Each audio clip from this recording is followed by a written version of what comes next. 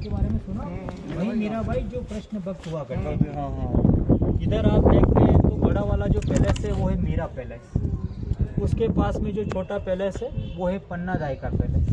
पन्नाधाय ने अपने बेटे चंदन का बलिदान देकर यहाँ के जो कुल दीपक थे महाराणा उदय सिंह, उनकी जान बचाई थी।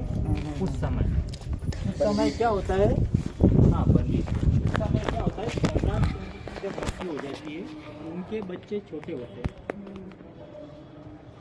और उनके संग्राम सिंह जी के एक बड़े भाई होते हैं पृथ्वीराज, उनका दासी पुत्र होता है बनवीर। बनवीर सोचता है क्यों न इस मौके का फायदा उठाकर पूरे किले पे अपना अधिकार कर लिया जाए। इसके लिए एक दिन वो मौका देखकर महाराणा विक्रमादित्य का तो कत्ल कर देता है। फिर वो महाराणा उदय सिंह को भी मारने वाला होता है। उस टाइम क्या होता है, इस पैलेस की जो दाई होती है पन्नाधाय, वो क्या करती है कि महाराणा उदय सिंह को यहाँ से सेफली निकालकर कुंभलगढ़ भेज देती है और महाराणा उदय सिंह के बेड पर अपने बेटे चंदन को सुला देती है। जब बनवीर आता है तो महाराणा उदय सिंह समझकर चंदन का कत्ल कर देता है। इस तरह वह अपने बेटे का बलिदान देकर यहाँ के कुल दीपक की जान बचाती है और अपनी स्वामी भक्ति का परिचय देती है। अगर उस टाइम महाराणा उदय सिंह जी को मार दिया जाता तो ना ही महाराणा प्रताप होते और ना ही आगे का इतिहास होता। और दूसरा जैसे मीरा मंदिर है, तो मीराबाई का यहाँ पर ससुराल था। मीराबाई मेड़ता सिटी, हाँ मीराबाई का यहाँ पर ससुराल था। हाँ मीराबाई मेड़ता सिटी के कुड़की गांव की रहने वाली थी। उनकी यहाँ पर शादी हुई थी संग्राम सिंह के बड़े बेटे राजा भोजराज के साथ। लेकिन मीराबाई बचपन से ही भगवान कृष्ण को ही अपना सब कुछ मानती थी। जब उनकी शादी होती है, वो यहाँ पर आती है, तो उनकी कृष्ण भक्ति को देखते हुए उनके जो ससुर होते हैं संग्राम सिंह जी, वो उनके लिए अलग से एक कृष्ण मंदिर बनवाते हैं। इसी मंदिर में मीराबाई भगवान कृष्ण की पूजा करती है। शादी के कुछ समय बाद मीराबाई के जो हस्बैंड होते हैं भोजराज, उनकी नेचुरल डेथ हो जाती है बीमारी की वजह से। बाद में राजगद्दी पर बैठते हैं विक्रमादित्य। तो वो क्या मीराबाई को परेशान करते हैं। वो मीराबाई को बोलते हैं आप सती हो जाइए। पहले एक सती प्रथा भी चलती थी। कौन थे वो? देवर उनके देवर होते हैं विक्रमादित्य। वो मीराबाई को बोलते हैं आप सती हो जाइए। पहले जैसे उसमें क्या होता था, किसी का हस्बैंड एक्सपायर हो जाता तो उसकी पत्नी को भी उसके साथ चिता में जिंदा जलना पड़ता। तो मीराबाई बोलती है कि मेरे तो गिरधर गोपाल दूसरों ने कोई, मेरे सब कुछ भगवान कृष्ण है, तो मैं सती नहीं होंगी। जब मीराबाई सती होने के लिए मना कर देती है तो मीराबाई को परेशान किया जाता है। तो मीराबाई इस पैलेस को छोड़ के वहाँ उस मंदिर में जाके रहने लग जाती है।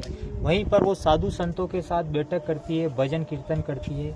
उनका सारा समय इस मंदिर में निकलता है। कुछ समय बाद विक्रमादित्य वहाँ जाते हैं उस मंदिर में। मीराबाई को समझाते हैं कि आप इतने बड़े खानदान की बहू हो, एक राजपूत रानी हो, क्यों अपने खानदान का नाम खराब करती हो। ऐसे साधु संतों के साथ बैठ के भजन कीर्तन करके आप ये सारी चीज़ें बंद कीजिए और वापस अपने पैलेस में जाके रहिए। तो मीराबाई उनकी बात नहीं मानती। तो बाद में मीराबाई को मारने का प्रयास किया जाता है। मीराबाई को 2 बार मारने का प्रयास होता है। फर्स्ट टाइम उनको जहर का प्याला दिया जाता है इसी मंदिर में।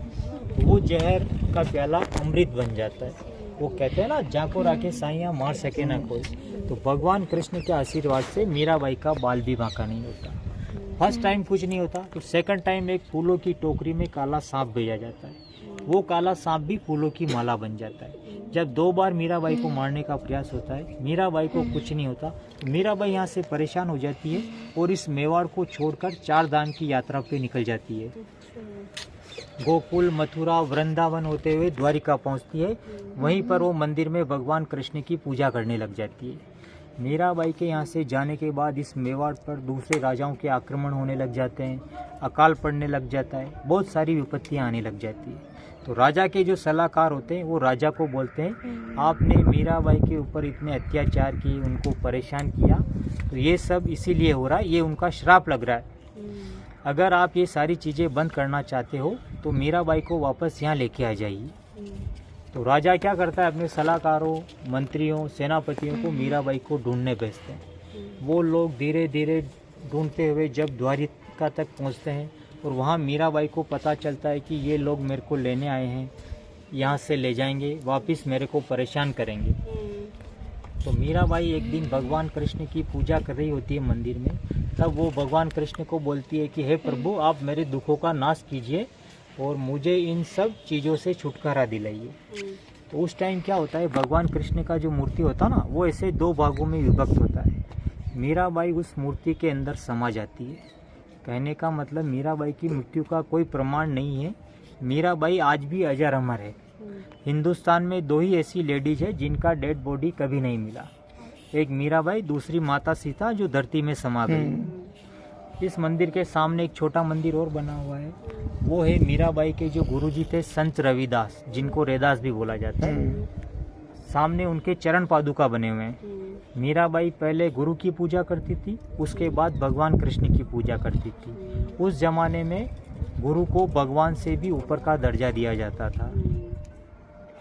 अभी इस मंदिर में जो मूर्ति आप देखेंगे वो ओरिजिनल मूर्ति नहीं है। यहाँ का जो ओरिजिनल मूर्ति था वो मीराबाई अपने साथ ले गई थी द्वारिका, वो आपको वहीं देखने को मिलता है। कौन सी, बेट द्वारका में या समुद्र वाली में? नहीं, बेट द्वारका में। और जैसे यहाँ जो बना हुआ है मंदिर, हाँ, और बेट द्वारका में भी ऐसा ही है ना, समुद्र वाली कोई बेट द्वारका बोलते हैं, ऐसा ही मंदिर है। ऐसा ही है। वहाँ जैसे एक रणछोड़ दास का मंदिर बना हुआ है, वो मूर्ति वहीं देखने को मिलता है। हाँ, घूमे आए हाँ। दोनों बाहर वाला यहाँ जो मंदिर में मूर्ति है ना, पहले क्या यहाँ पर एक तस्वीर लगा हुआ था मीरा और कृष्ण का। तो यहाँ जैसे एक बिरला सीमेंट फैक्ट्री बना हुआ है, तो उनकी मालकिन सन 2000 में इस मंदिर में दर्शन करने आई थी। तो उन्होंने जैसे वो तस्वीर देखा तो उनको अच्छा नहीं लगा, तो उन्होंने उस तस्वीर को यहाँ से हटवाया और उसकी जगह पर मार्बल का कृष्ण और मीरा का मूर्ति बनवा के लगवाया। अभी आपको वही देखने को मिलता है। जो ओरिजिनल वाली है वो द्वारका में। हाँ, ओरिजिनल वाली द्वारका में। और जैसे आपने हर जगह देखा हो ना, तो मंदिरों में राधा कृष्ण का मूर्ति होता है। ये एक ऐसा पहला मंदिर है जहाँ मीरा और कृष्ण का मूर्ति लगा हुआ है। पहले क्या ये जो भगवान कृष्ण के टाइम पे थी ना मीराबाई, तो अब थी। और ये जैसे मेवाड़ है ना, ये पहले चित्तौड़गढ़ है जो मेवाड़ की राजधानी हुआ करता था। बाद में 1565 में महाराणा उदय सिंह जी यहाँ से उदयपुर चले गए थे, तो उन्होंने उदयपुर को मेवाड़ का राजधानी बना दिया।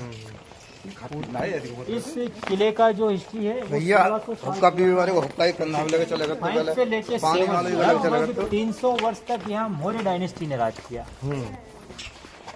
उसके बाद 8th सेंचुरी में बप्पा रावल आए थे और वहीं से मेवाड़ राजवंश की उदय हुआ था। 728 में कुछ आया था वो। हाँ, 713 में तो जैसे उनका जन्म हुआ था। हाँ, 28 बप्पा रावल। 753 ईस्वी में उनकी वो मृत्यु हुई। मृत्यु हुई थी। यहाँ जैसे ये 7 ये छोटे बने हुए, तो जो 7 और होते थे ना, उनको इस जगह बांधा जाता था।